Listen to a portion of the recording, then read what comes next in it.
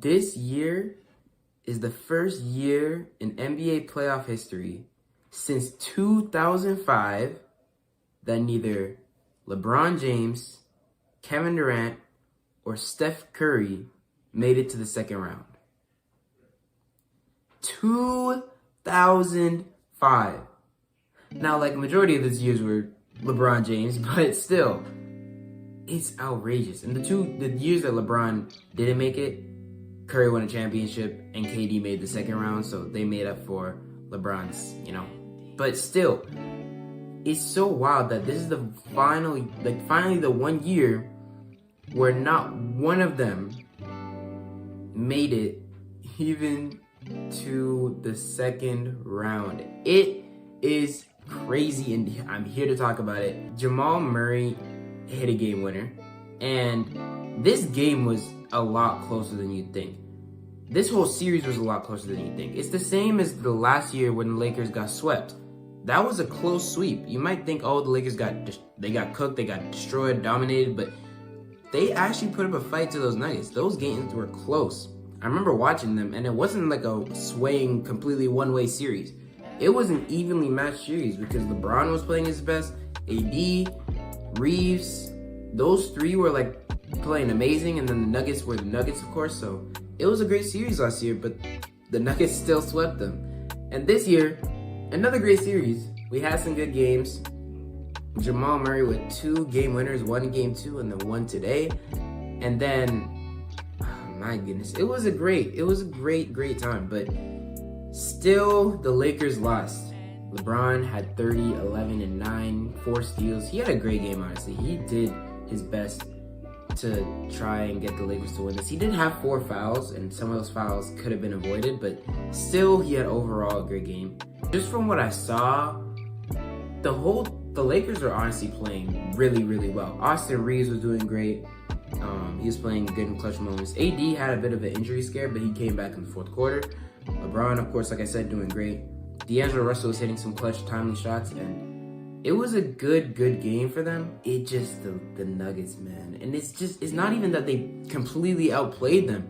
It's just in the moments when it mattered, it's like literally at the end of the game when I was watching and I saw Jamal Murray get the ball and he was going to do the pick and roll with Jokic, I was thinking this is the exact same play they ran last time. And now they got an even worse defender starting on Jamal Murray and Austin Reeves. And so even if they did get that switch, it's just the same situation as last time. If they don't get the switch, it's just Austin Reeves guarding Jamal Murray, who's one of the best playoff performers in basketball right now. So it's a lose-lose situation for the Lakers. Jamal Murray just hit another tough shot. LeBron played 44 minutes, by the way. He's 39 years old. He played 40. No, but seriously, he really tried his hardest to get the Lakers to win this game. And he did miss some timely shots at the end of the game, like some threes, really. That's the main shots that I saw him missing. Like there's a one open 3 in the corner where he missed. There's one time the Lakers got a shot clock violation because the Nuggets were playing great defense. But the Lakers had like an 8-9 point lead at one point in like the third quarter, and the Nuggets went on a huge run to come back and bring them back into the game and ultimately get themselves the win. Because if you look at the quarter by quarter stats, at halftime, remember the Lakers were up 3. Then in the third quarter, Denver outscored the Lakers 31-26, and it's not that crazy. Like the defense they played wasn't that crazy because that was the average number the Lakers were scoring quarter by quarter, but their offense was amazing. Michael Porter Jr. is one of the most important players on this Nuggets team because Jokic is of course the best player in the NBA. Jamal Murray is one of the best playoff performers in the NBA. Michael Porter Jr. is that third guy, and he's not even a star or nothing. He's just a scorer. He's a pure scorer. He can get buckets. He can play good defense, and he's exactly he fits perfectly in his role in this Nuggets team. I'm now seeing that D'Angelo Russell was 2 for 10 from 3. Not great, but I didn't watch the whole game, so I wasn't really locked in, like, watching D'Angelo Russell's mistakes. But you know what I'm saying? Something interesting to note is the Lakers shot 27 free throws and made 18 of them. The Nuggets shot 9 free throws and made 8 of them.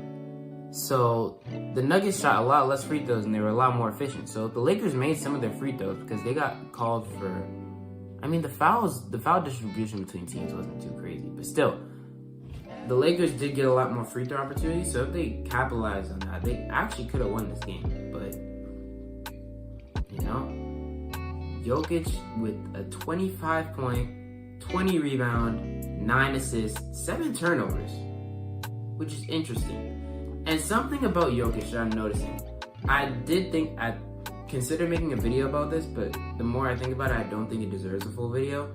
But one of the ways you could try and beat Jokic is by forcing him to turn the ball over. Because when he's playmaking at his best, this team is at its best. But when he's turning the ball over, this team is a little weaker because Jokic is their offensive system, basically. Aside from Jamal Murray in the clutch moments, Jokic is the guy running this offense almost all the time.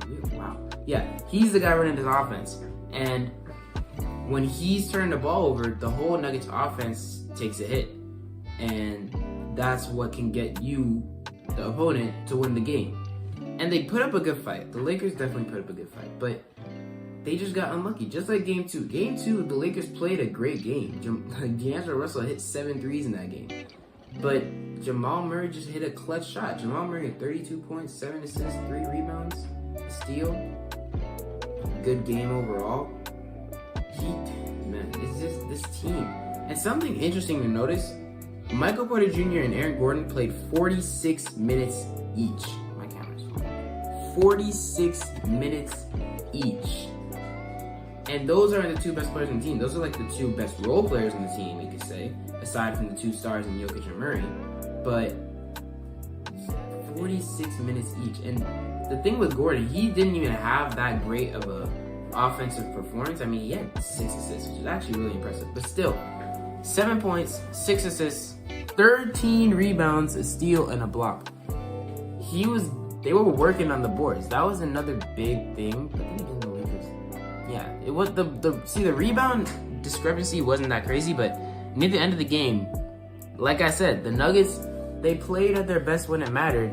And that's one big thing with the Nuggets. The Nuggets, one reason why they're so good, of course, they have the best player in the NBA. But they play up at their best when it matters most. In the crucial moments, that's when they're at their best.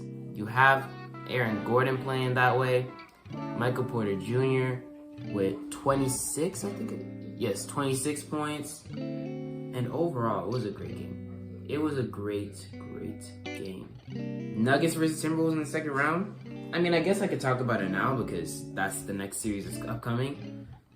I expected a Suns versus Nuggets series, and we got Timberwolves versus Nuggets, and both teams pretty easily handled their opponents in the first round. Originally, I just thinking the Nuggets are going to be the team that comes out of the West because they're just levels ahead of the competition, or like miles ahead of the competition, I should say. But this Timberwolves team has surprised me before in the first round, so they could surprise me again. The thing is, of course, you think, oh, do they have an answer for Jokic? And then you think automatically Rudy Gobert. And overall, the Timberwolves are a great all-around defensive team. They have a bunch of guys who can lock up on the defense side of the ball, which is great for a team like the Nuggets because they have a lot of guys who can beat you. It's not just Jokic scoring on you. It's Jokic playmaking and getting assists to other guys on the team who are going to score on you. So when you have a team like the Timberwolves with great defenders like Jaden McDaniels, Rudy Gobert, Naz Reid, Anthony Edwards, even Nickeil Alexander Walker, you know, they got a great defensive team. So when you look at a team like the Timberwolves in that situation and put them against a team like the Nuggets where it's gonna be a good series. That's what I'm trying to say. It's gonna be a good series. And I don't know who I have coming. I mean, of course my base pick is the Nuggets because they're just that good. But it's definitely gonna be interesting. It could definitely go to 7, or it could be a 5-game series. All I know is that each team is gonna win at least one game. I don't see the Timberwolves going down without a fight. So, and Anthony Edwards has surprised me before. He could surprise me again. We'll see. We will see. But that's all I have to talk about for this series. I'm gonna go quickly over the other games of the night because I didn't watch them. Oh my goodness. Derek White, what the heck? I watched a bit of Celtics versus Heat, but I turned it on. I looked at the score. The Heat had 36 points in 3 quarters, or in 2 quarters. So I turned it off. I didn't really turn it off, but I just fell asleep. I literally just went to sleep. That's why I didn't get a single bit of the Pelicans Thunder game, because I fell asleep, and then by the time I woke up, it was already done. But the Celtics, yeah, it looks like the series is over. Jimmy Butler's injured. It is some interesting news, or some, I guess, unfortunate news, is that Kristaps Porzingis is out, or at least he's injured. We don't know if he's out yet. We don't have the full report on that, but that would be bad for the Celtics going to the next series, where they have to face possibly the Cavs with the Twin Towers. You might have to be worrying about that in the post. And of course, you still have Al Horford and Luke Cornett, but are those two going to be enough? We will see. But yeah, the Celtics are they're the Celtics. I didn't see a Heat team without Jimmy Butler really beating the Celtics. Of course, you could always keep it in mind because it's the Miami Heat. You never know what you're going to get. But it's also the Boston Celtics. So they're literally one of the greatest teams of all time by net rating. And Derek White dropped 38 points today, which is outrageous. 8 threes? Yeah. When Derek White hits 8 threes, you're not winning that game. I mean, Bam had a good game. Tyler had a good game. Yeah, Bam had a really good game. 25 and 17. What the heck? When you're facing the Celtics, you can't really do much. It's just, it is what it is. You're an 8 seed. You're not expected to win. And since it's the Heat, you could be like, oh, they might just get it. But yeah, no, it's not their year. Not this year. And then with Thunder versus Pelicans, Thunder completing the sweep, the second and only sweep of the first, no, not second and only. The second sweep of the first round. I'm trying to say that there's going to be no other ones. But yes, the Pelicans, again, they couldn't. See, the thing with some teams, the Heat and the Pelicans both get really an excuse because they were losing out on their best player. The Lakers get an excuse because they were playing the Denver Nuggets, the reigning champions. The Suns don't get an excuse. They had their full healthy team and they still got swept with Kevin Durant and Devin Booker and Bradley Beal. Outrageous. But you could say, oh, they're facing the Minnesota Timberwolves. Are the Minnesota Timberwolves as good as the Denver Nuggets? I don't think so. But regardless, that's a whole other conversation I already talked about in the last video. The Pelicans got swept. Nobody really expected them to win this series, but I did at least expect them to get 1 or 2 games. They got 0. And to be fair, if Zion was here, it might have been a different story. Maybe they get 2. Maybe they push it to a 6-game series. You never know. But it was, yeah, they couldn't really do much. They could not really do much.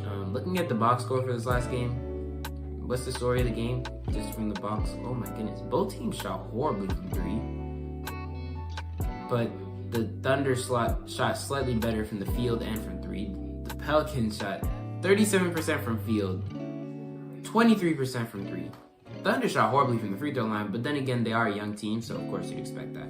The Thunder are a very good team, very nice young team. We'll see what happens. Trey Murphy only 7 points. That's not good. The first round is almost, you could say it's almost halfway done because we've had 3 teams in the West move on to the second round. We're probably going to get Timberwolves versus Nuggets soon, like very soon, possibly even like Thursday, I don't know. But yeah, tomorrow we have Sixers versus Knicks. The Knicks do have a chance to move on. Magic Cavs, they're tied 2-2 right now. And Pacers Bucks, with the Pacers having a chance to move on. And the Bucks are missing probably Damian Lillard and Giannis. So it's not looking good for them. I'm gonna be honest. What? No, that's actually crazy because for the Knicks-Sixers game, it says tickets as low as $367. But Cleveland and Milwaukee is only like $30 and $23. And I mean, to be fair, it's Cleveland and Milwaukee. But still, yeah, that's crazy. That's like a huge difference. But yeah, Game 5 tomorrow is going to be fun. And then on Wednesday, we don't have much. We just got Mavs, Clippers, and Heat, Celtics. And then Thursday, if needed, or if necessary, we got Sixers, Knicks, Bucks, Pacers. So, but most likely, we're only going to get Sixers, Knicks on Thursday. I'm not going to completely lose hope in the Bucks, but it's not looking good. It's not looking good. But yeah, that's all for now. Thank you so much for watching. I hope you guys are enjoying these playoffs as much as I am, and appreciate y'all. Thanks for making it to the end of the video if you did, and have a wonderful day. Bye guys.